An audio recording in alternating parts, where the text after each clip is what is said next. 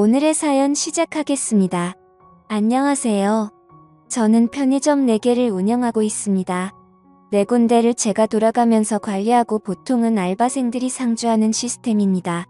2호점 평일 야간 알바가 원래 근처 대학교 학생이었는데 이 친구가 어느 날 군입대 문제로 그만두게 되었습니다.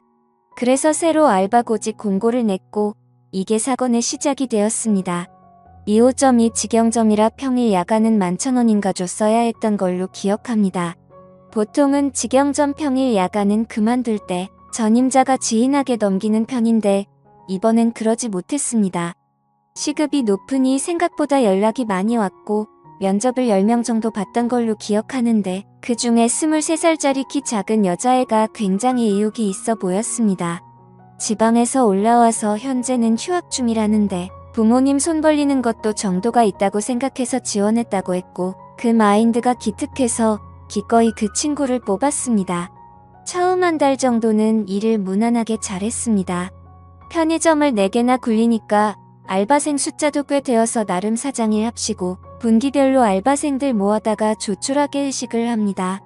회식일에 봤자 근처에 싸구려 고깃집에서 삼겹살에 소주하는 정도지만요. 보통 1차에서 기분 좋게 끝내고 파합니다. 회식이라도 시간이 늦어지면 아내가 항상 화를 내곤 했으니까요. 저 아내 말 잘 듣습니다. 3분기 회식이 되었고 새로 뽑은 여자애도 그 자리에 참석했습니다. 저도 나이가 젊고 알바 애들도 다들 20대이다 보니 분위기도 화목하고 서로 죽이 잘 맞았습니다. 1차가 거의 끝나갈 때쯤에 이제 집에 가려고 하는데 새로운 여자애가 술이 좀 취했었나 봐요. 갑자기 저를 붙잡고 사장님 2차 가면 안 돼요 하더라고요. 저는 사실 집으로 귀가하고 싶었는데 그날 분위기도 괜찮고 해서 5명이 2차를 가게 되었습니다. 2차는 삼겹살 이후 맥주였습니다. 여자애 2에 저 포함 남자 3이었는데 2시간 정도 지나니 저와 신입 여자 알바생 1호점 남자 알바생 이렇게 셋이 남게 되었습니다. 그런데 신입 여자 알바생이 정작 본인이 2차 가자 하고서는 별 얘기도 안 하고 멍 때리고 있길래 이제 슬슬 집에 가자 하면서 일어나려고 했습니다. 아직도 진짜 생생하게 기억나는데 그때 그 신입 무릎에 눈물이 두둑하고 떨어지더니 갑자기 우열하기 시작하는 겁니다.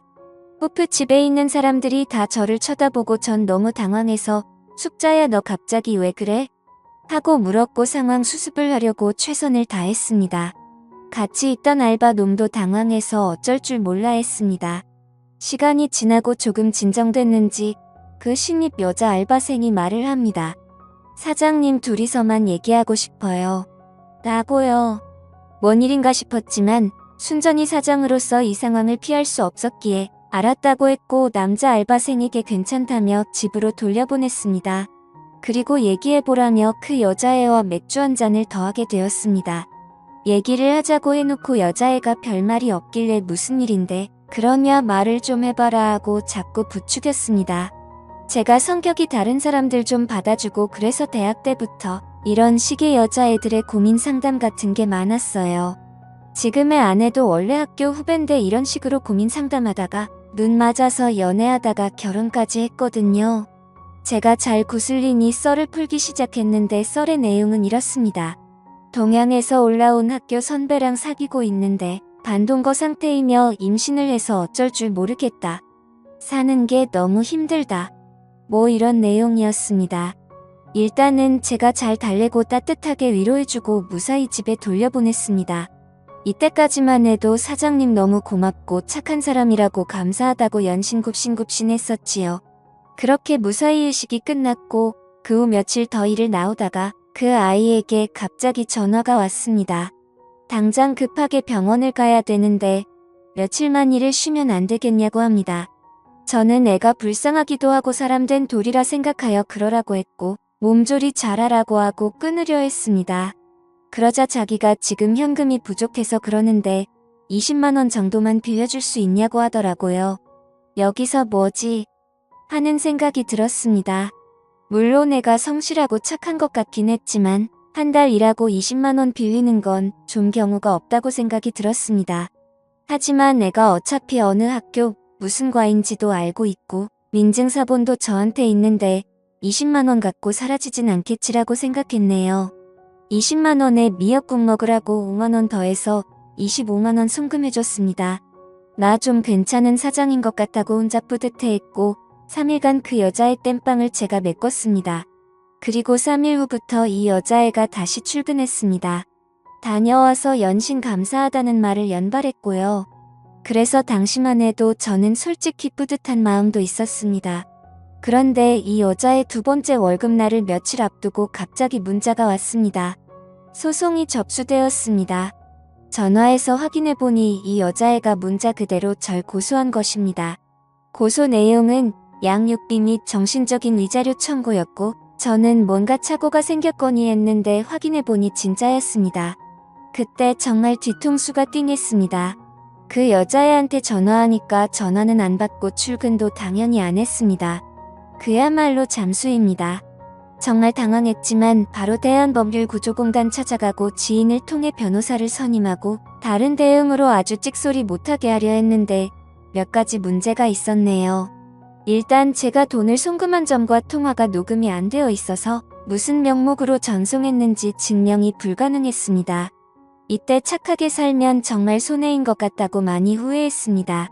이 여자 알바생이 아주 제대로 노린 거였습니다. 그리고 회식날 호프집에서 다른 알바생을 집에 보낸 것도 문제랍니다.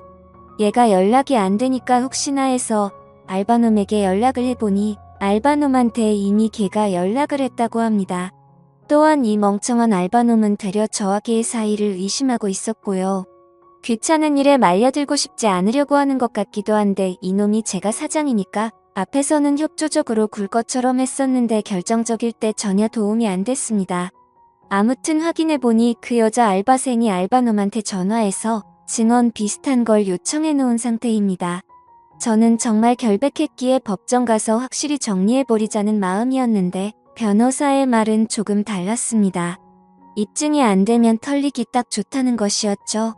더구나 이 당시가 고대 의대 사건이 처음 수면에 떠오를 때라 추행이나 미투 이런 문제에 대한 여론이 극도로 안 좋을 때였습니다. 여론이 판결을 좌지우지하는 건 아니지만 잘못해서 엮이면 인생 바로 끝나게 되는 딱 좋은 코스로 갈 수 있겠구나 싶었습니다. 일단 임신 중 친자 확인을 알아보니 국내에서는 불법이었습니다.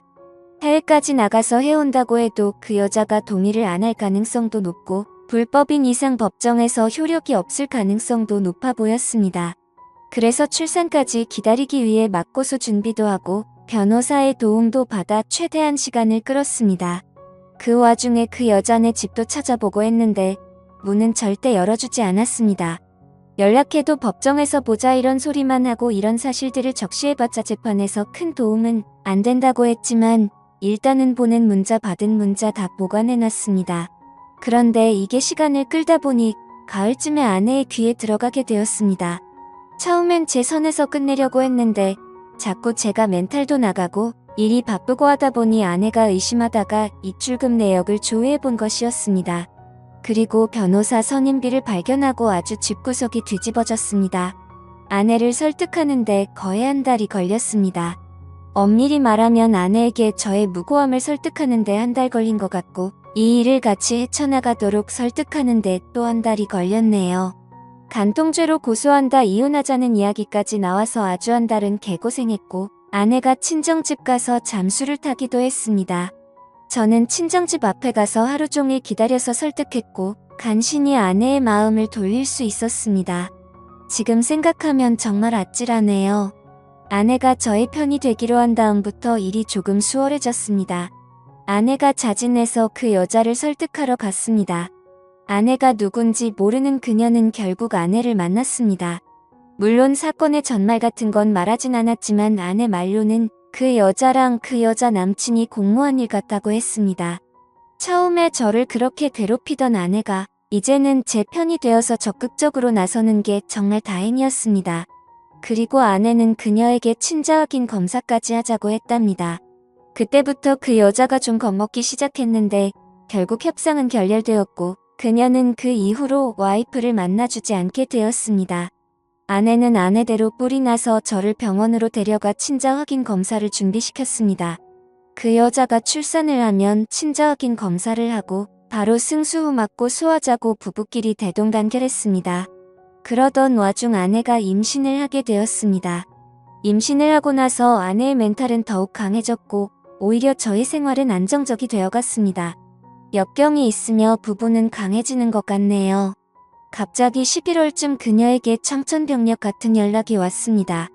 그 여자가 2주 전에 유산을 했고 지금은 퇴원했다는 겁니다. 이미 태아가 없어져 버린 상태라 친자아기는 물 건너간 상태고 법정 공방은 점점 미궁으로 빠져들게 되었습니다. 우리 측 변호사도 그때 친자확인을 피한 것이기 때문에 저에게 상대적으로 유리해졌지만 물증이 날아가 버린 상태이기에 아마 일방적인 승리는 어려울 것이라고 말했습니다. 오히려 합의를 추천했을 정도였고요. 실제로 그때 합의 가능성을 보여주면서 저에게 연락을 해왔습니다. 사태의 국면이 이렇게 흘러가니 아내의 기세도 갑자기 누그러졌습니다. 임신까지 겹쳐 감정 기복 때문에 종종 다투는 일도 생기곤 했고요. 그러던 중 저를 구원할 한 줄기 빛이 내려왔습니다. 친자 확인 검사를 위해 준비한 검사의 결과가 나왔네요. 그리고 저는 무정자증임이 밝혀졌습니다. 기쁨과 동시에 좌절이 동시에 몰려왔죠. 그 길로 저는 제 서류를 그 알바생에게 보내니 곧바로 꼬리를 내리면서 고소를 취하하였고 저는 제 아내에게 가서 서류를 내밀면서 물었습니다. 내가 무정자증이 나오는데 넌 도대체 누구 씨로 임신을 한 거냐고 말이죠. 그러자 아내는 펑펑 울면서 잘못했다고 빌더군요. 얘기를 들어보니 제가 바람이 난 줄 알고 친정집에 가서 잠수를 탔을 때 딴 남자와 사고를 쳤다고 자백하더라고요. 참 이게 웃어야 할지 울어야 할지 난감하긴 했지만 차라리 잘 됐다고 마음을 다잡았습니다. 그 자리에서 우리는 너의 귀책 사유로 이혼한다고 통보를 했고 지금은 이혼 절차를 진행하고 있습니다. 참 아이러니하네요. 이상한 알바생 때문에 일이 꼬였다고 생각했는데 오히려 조상이 도운 기분도 듭니다. 여러분들 생각은 어떠신가요? 제가 이렇게 이혼을 강행해서 끝을 내는 게 맞겠죠? 현명한 댓글 달아주세요. 재미있게 시청하셨다면 구독, 좋아요 부탁드립니다. 감사합니다.